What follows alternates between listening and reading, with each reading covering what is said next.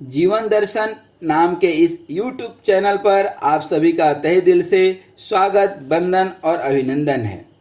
आइए अपने जीवन से नफरत का बोझ उतार करके किसी के प्रति बदला लेने के भाव को उतार करके बदलाव स्वयं के जीवन में लाएं, क्षमा का दीप जलाएं और जीवन को, अपने परिवार को और सगे संबंधियों के बीच प्रेम, आनंद और सुखी जीवन जीने की कला समझें।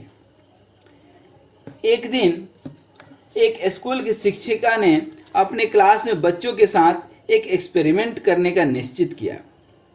जब टीचर ने अपने बच्चों को कहा कि वे अपने साथ एक प्लास्टिक की थैली में कुछ आलू लेकर के आएं और हर एक आलू पर उस इंसान का नाम लिखें जिससे वे नफरत करते हैं। दूसरे दिन हर एक बच्चे ने वे जितने लोगों से नफरत करते थे उतने आलू प्लास्टिक की थैली में डालकर अपने साथ स्कूल में ले आए। कुछ बच्चों ने अपने थैली में 2, तो कोई 3, तो कोई 5, तो कोई 10 इस तरह से आलू लेकर के आए। अर्थात जिसको जितना ज़्यादा नफरत था, जितने ज़्यादा लोगों से नफरत था, उसकी थैली उतनी ही भारी हो गई। जैसे जैसे दिन बीतते गए कुछ आलू सड़ने लगे और आलू के दुर्गंध की शिकायत करनी बच्चों ने शुरू कर दी, क्योंकि शिक्षक ने यह नियम लगा दिया था कि इस आलू भरे थैली को हमेशा अपने साथ रखना है। तो यूं तो उन बच्चों का थैला यूं ही भारी हो गया था जो ज़्यादा लोगों से नफरत करते थे, अर्थात उनके पास ज़्यादा आलू थे। अब जिन बच्चों के पास 5 आलू वाली थैली थी उन्हें उसे उठाने की मशक्कत करनी पड़ रही थी। 10 दिन बाद जब एक्सपेरिमेंट समाप्त हुआ तब बच्चों ने राहत की सांस ली। टीचर ने बच्चों से पूछा कि आपको इन आलू को संभाल कर रखना कैसा लगा।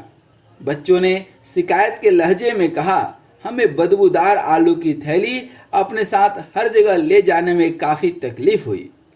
तब टीचर ने उन्हें प्रयोग में छिपे हुए राज से परिचित करवाया। उन्होंने बतलाया कि यही आपकी अवस्था होती है जब आप अपने दिल में किसी के प्रति नफरत लेकर के जीवन जीते हैं। जितने ज़्यादा लोगों से आप नफरत करेंगे उतना ही ज़्यादा सड़ा हुआ आलू आपके पास रहेगा, अर्थात बदबूदार दुर्गंध जैसी नफरत आपके हृदय को दूषित करते चले जाएगी। आप 10 दिन तक भी इस दुर्गंध को नहीं झेल पाए तो सोचिए किसी से नफरत, क्रोध भरी बदबू को अपने हृदय में कई दिनों तक कैसे रख पाते हैं। इसलिए दूसरों को क्षमा करने में ही समझदारी है। यह कहानी यह दर्शाती है कि इंसान भी अपने मन में लोगों के प्रति नफरत लेकर के घूमता है, जिसे वह उम्र भर अपने साथ रखता है। हालांकि उसे अपने अंदर क्षमा मांगने और करने का गुण विकसित करना चाहिए। क्षमा करना यानी सामने वाले से गलती होने पर भी उसे उसकी गलती का सजा न देते हुए उसके साथ प्रेम पूर्वक व्यवहार को बनाए रखना। जब इंसान किसी को क्षमा नहीं कर पाता है तो उसके अंदर दिन भर नफरत के ही विचार चलते रहते हैं। वह ऐसे मौके ढूंढते रहता है कि कब सामने वाले को उसकी गलती का एहसास करवाया जाए, उसे मजा चखाया जाए, उसको नीचा दिखाया जाए। जबकि दूसरों को क्षमा करते ही इंसान के तन मन पर चढ़ा हुआ अपराध का बोध कम हो जाता है और वह दुखद विचारों से, नफरत के विचारों से मुक्त हो जाता है। क्षमा करने या मांगने से मन की उलझनें तुरंत विलीन हो जाती है, क्योंकि उससे इंसान के अंदर प्रेम, आनंद, शांति जैसे ईश्वरीय गुण उजागर होने लगते हैं। इस समझ के साथ क्षमा करना आसान होता है कि कोई भी जानबूझकर गलती नहीं करता, बल्कि उसके पास पूरी जानकारी नहीं होती है। कई बार वह किसी गलत फहमी का शिकार भी हो सकता है।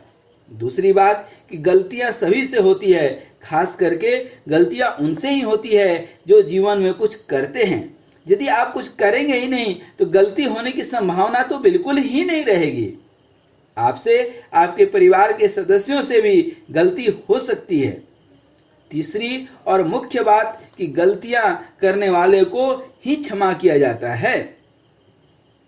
जिस तरह लोगों को क्षमा करना जरूरी है, उसी तरह उनसे क्षमा मांगना भी आवश्यक है। दूसरों से क्षमा इसलिए मांगनी है ताकि सामने वाला भी अपनी नफरत के विचारों से बाहर आ सके। आइए जानते हैं किस तरह से क्षमा मांगी जाए। दोस्तों, क्षमा तो मांगनी है, पर कई बार क्षमा मांगने से सामने वाले का अहंकार प्रबल होने लगता है। इस बात का भी ध्यान रखना है, क्योंकि कलयुगी इंसान जो दुष्ट इंसान होता है, जो अहंकार में जीवन जीता है, उसके सामने आप ज़्यादा क्षमा मांगेंगे तो उसके मन में अहंकार पैदा होने लगेगा और हमेशा क्षमा मांगने के लिए आपको प्रेरित करेगा। आइए फिर भी हम समझते हैं कि कैसे किसी से आप क्षमा मांग सकते हैं। जिस तरह दिन भर आपने जिस व्यक्ति के अपने भाव, विचार, वाणी या क्रिया से जाने अनजाने में दुखाया है, उनसे पहले मन ही मन माफ़ी मांगें। यह क्षमा साधना हमारे मन को साफ और शरीर को स्वस्थ करती है। आप माफ़ी केवल आज के दिन के लिए नहीं, बल्कि भूतकाल में हुई गलतियों को मिटाने के लिए भी मांग सकते हैं। जैन धर्म में, जैन संप्रदाय में उत्तम क्षमा कहा गया है और उत्तम क्षमा लोग मांगते भी हैं और लोग एक दूसरे को क्षमा जो है करते भी हैं। अगर आप किसी रिश्तेदार के सामने अपनी गलती का इजहार कर सकते हैं तो उसके सामने जाकर क्षमा मांगना अच्छा और लाभकारी है, क्योंकि विचार का नियम कहता है कि आप जो चाहते हैं उसे जल्दी अंजाम देने के लिए अपने भाव, विचार, वाणी और क्रिया में एक रूपता लाइए, समानता लाइए। अर्थात केवल मन में ही नहीं बल्कि शब्दों से और क्रिया से भी क्षमा मांगे। अक्सर इंसान से यह गलती हो जाती है कि उसके भाव तो अच्छे होते हैं मगर उसका अपने विचारों पर नियंत्रण नहीं होता। उसके मुंह से निकलने वाले शब्द और उसके द्वारा होने वाली क्रियाएं भी विपरीत होती है।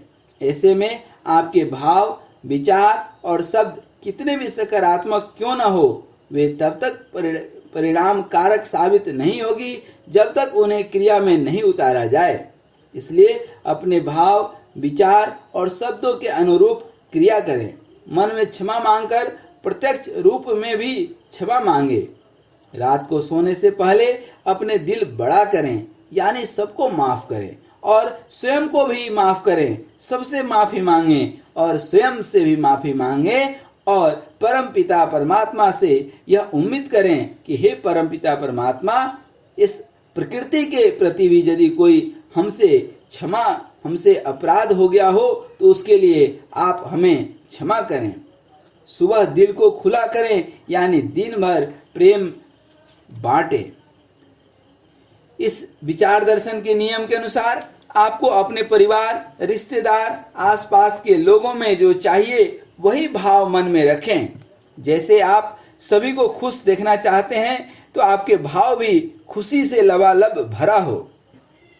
दुख की भावना रख करके, नफरत की भावना रख करके आप अपने परिवार में खुशी नहीं ला सकते। यह विचार दर्शन का विज्ञान है जो कहता है आपको परिवार में जो चाहिए सिर्फ वही विचार मन में दोहराते जाइए, क्योंकि हमारा अंतर्मन हर विचार को एक आदेश की तरह लेकर सच मान लेता है।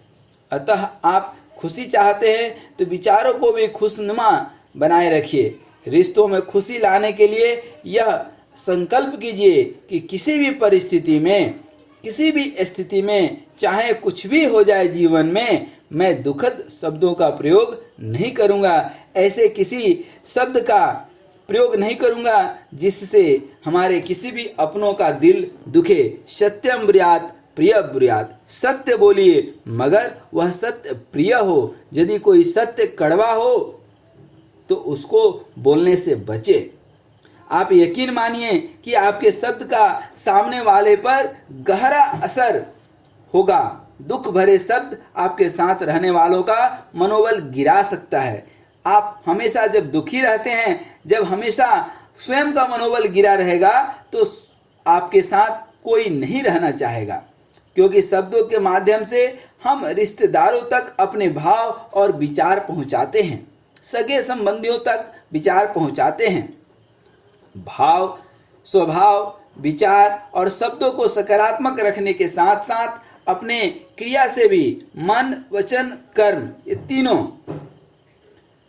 से यह दर्शाएं कि आप वाकई अपने आसपास के लोगों में खुशी चाहते हैं, यानी अपने व्यवहार से किसी को ठेस ना पहुंचाएं।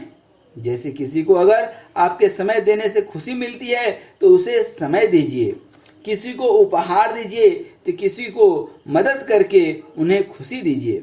ऐसा करने पर वे तो खुश होंगे ही, आपको भी एक समाधान मिल जाएगा। अर्थात आपको अपने रिश्तेदारों को, अपने सगे संबंधियों को थोड़ा पहचानना पड़ेगा कि कौन किस चीज से खुश रहता है, उसको वही देना पड़ेगा।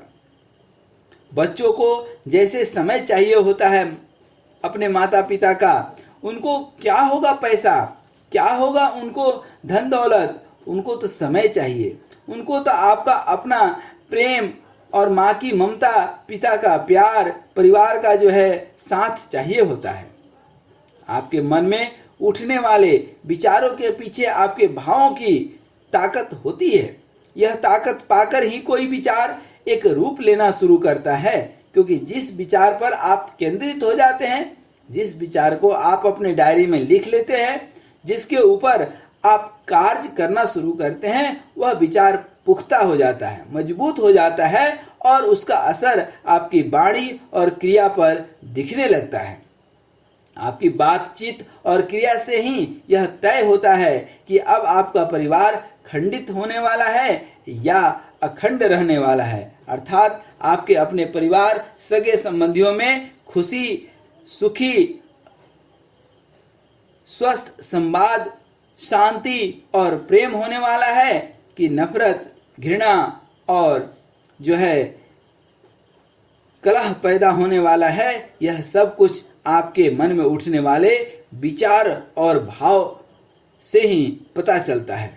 इस तरह से जो भी व्यक्ति अपने परिवार में भाव, विचार, वाणी और क्रिया से एक हो जाते हैं, सकारात्मक हो जाते हैं, वे सभी रिश्तों में खुल करके जीवन जीते हैं और लोगों के द्वारा पसंद भी किए जाते हैं।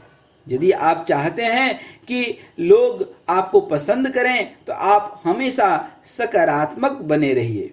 प्रेम से कहा गया एक शब्द भी किसी के लिए प्रेरणा बन सकता है। यह प्यार भरा संकेत आपके और दूसरों के जीवन में आनंद ला सकता है। तो यह आपकी प्रयत्न होनी चाहिए, यह आपकी कोशिश होनी चाहिए कि हमेशा जब भी किसी से मिलें मुस्कुरा करके मिलें, क्योंकि आप रोते रहेंगे, अपने कष्ट, अपने दुख किसी को सुनाते रहेंगे, किसको फुर्सत है सुनने का?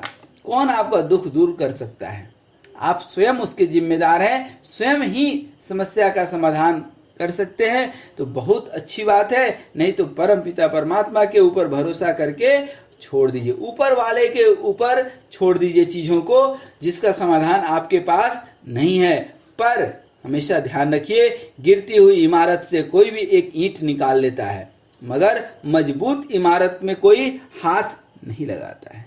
इसलिए अपने आप को मजबूत बनाइए, नफरत का बोझ उतार करके मन और मस्तिष्क में सकारात्मक विचार भरे रहिए और हमेशा शांत, सकारात्मक और सुखी, प्रसन्न चित्त बने रहिए।